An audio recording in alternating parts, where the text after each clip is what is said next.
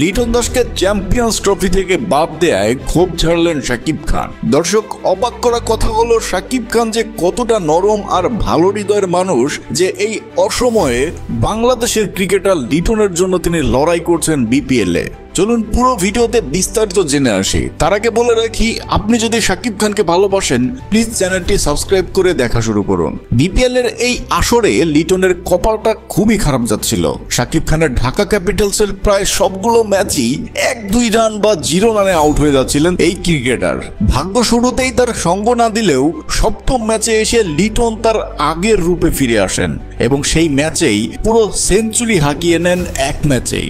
100 run করার পরেও সবাই কিছুটা নড়ে চড়ে বসেন।